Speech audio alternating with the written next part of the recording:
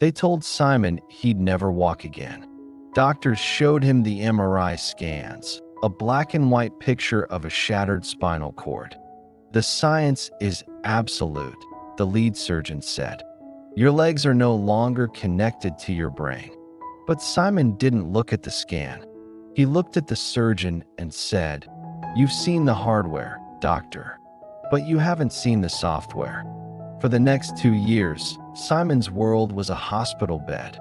In an age where we crave instant results and bow to biological limits, he chose a different path. He decided to ignore the so-called physical facts and focus on his own mental reality. He understood a profound truth: the human body is a servant, and the mind is the master. He didn't just hope to walk. He began a radical process of mental mapping. Every single day, for 8 hours, he closed his eyes. He didn't just visualize his nervous system. He saw it as a vast, glowing electrical grid. He wasn't just thinking about walking. He was living it in his mind. He felt the soft texture of the carpet under his toes. He smelled the fresh-cut grass in the park. He felt the subtle shift of weight from his heel to the ball of his foot with each imagined step. While the nurses whispered that he was in denial, Simon was actually in the most intense training of his life. He knew that the brain can't distinguish between a vividly imagined experience and a real one.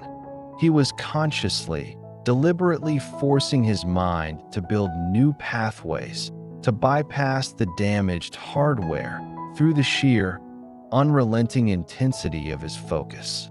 The suffering was immense. There were weeks when nothing happened, when the darkness of doubt crept in, threatening to swallow him whole. But Simon held on to another truth. The mind is like a magnifying glass. If you focus its energy long enough on one point, it will create fire. He stopped listening to the experts who defined his limits and started listening only to the quiet, steady pulse of his own conviction. Then, one Tuesday morning, it happened. Simon was visualizing a single spark, a tiny electrical signal, traveling down his thigh. He pushed with his mind, pouring every ounce of his soul, every fiber of his being, into his right big toe. And then it flickered, just a tiny, almost imperceptible movement. This wasn't a miracle, it was a conquest. Within 6 months, that flicker became a twitch. A twitch became a muscle contraction. Within a year, that contraction became a step. And 2 years after his absolute diagnosis, Simon walked back into that surgeon's office. No wheelchair, no cane, and not a single doubt in his mind. Simon's story isn't just about a physical recovery. It's a powerful testament to a modern realization: we are not victims of our biology.